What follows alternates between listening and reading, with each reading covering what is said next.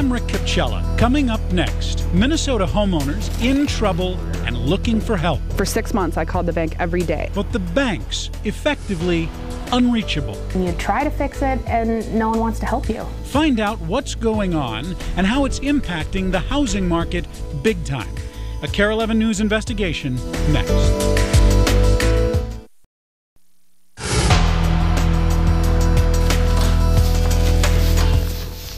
This Minnesota family recently lost their house, and what happened to them has implications for every homeowner. You know, it's always the first advice you hear from national experts. If you're in trouble with your mortgage, call your bank. But many homeowners are finding that banks aren't as eager to speak to them. Rick Capcella has tonight's investigation. Rick? Well, hey guys, you know, many believe that stabilizing the housing market is just as important as job creation in turning this economy around. Nobody really expects us to get out of this mess overnight, but that said, we have found a stunning lack of urgency on the part of banks and mortgage lenders when it comes to getting this economy back on its feet.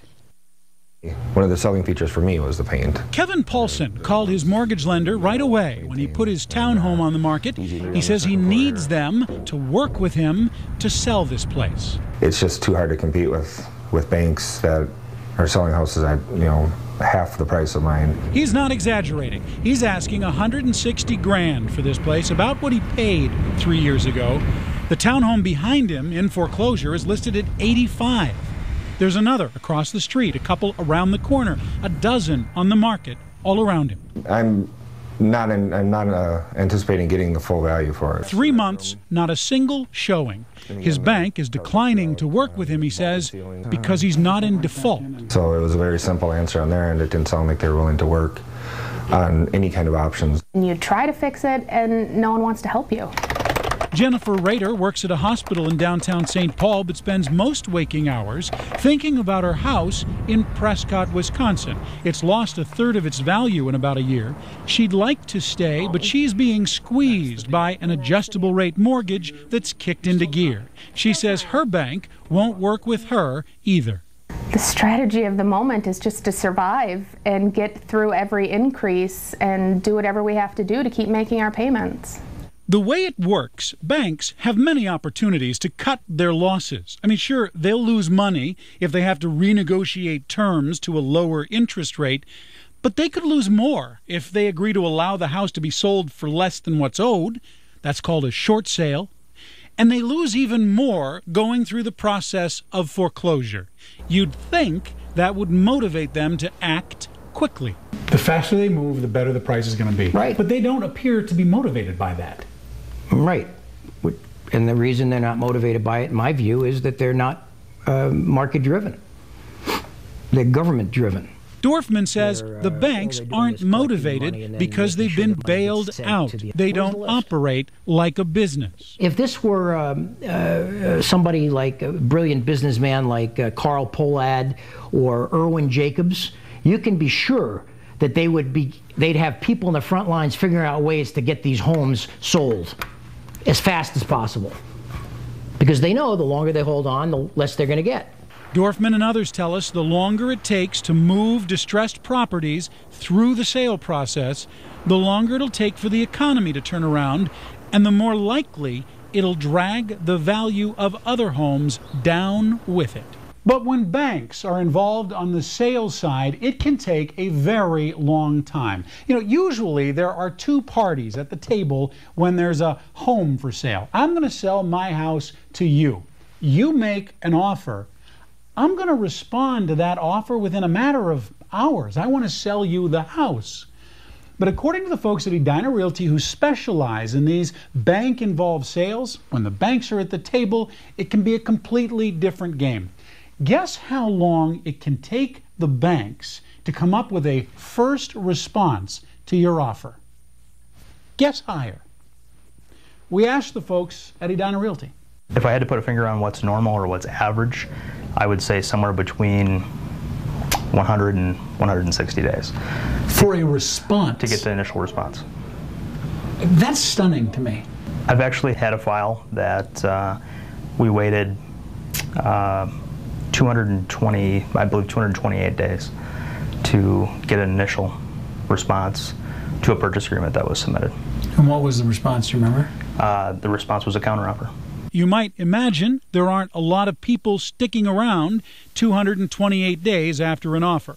We close these at about a 40% clip, and I consider that to be a good number based on not...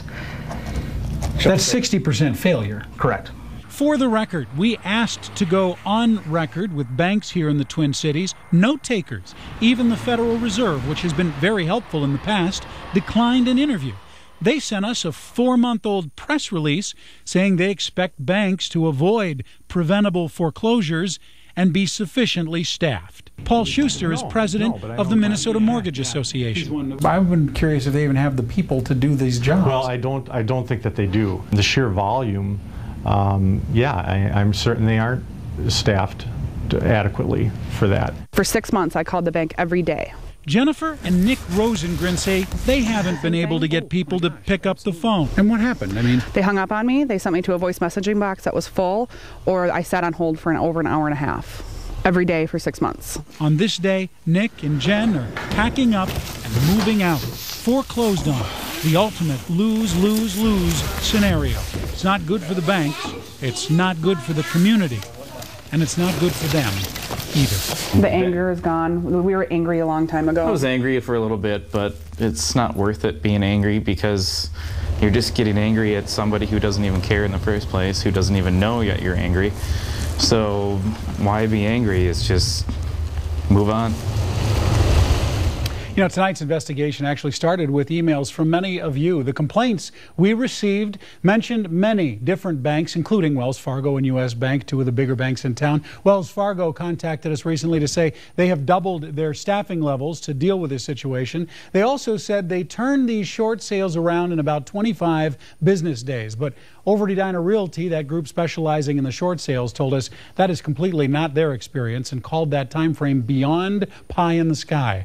We have much more on this topic online at KARE11.com. Click on extras. Also, we'd like to hear more from you on this topic. You can email me. It's just rick at KARE11.com or find me on Facebook. All right, so you're talking about how these banks apparently have had incentive to work with homeowners before, haven't moved on it. President Obama putting out a new housing plan just in the last day or so, incentivizing this even further for banks to work with homeowners. Exactly. Any idea where that'll work? Yeah, cash payments to lenders to work with homeowners that are in distress situations. But as you mentioned already, there are market incentives for banks and mortgage lenders to be working with these folks, and that doesn't seem to be working. Will the new Obama plan work? Remains to be seen, certainly. And certainly a lot of anger out there. You know, the couple at the end, I admire them for saying, what's the point of being angry? But a lot of people who have paid their mortgages on time, a lot of people who now have to sell their homes because they're moving for a job, are finding they're taking a huge hit and there's not much in it for them. Yes, yeah. Why should we have to suffer in all of this when those folks didn't pay? And we've certainly heard that quite a bit. But you know, the reality is that the situation is what it is, and folks who have been paying their mortgage over time, they're going to be hurt in this deal regardless of whether something is done to help the others or not. The longer this period lasts of the distressed properties not moving, the more likely it is to drag everybody in the marketplace down. All right. Well, hopefully we'll have more. That was a great story. Thank you, Rick. Thank you, Rick.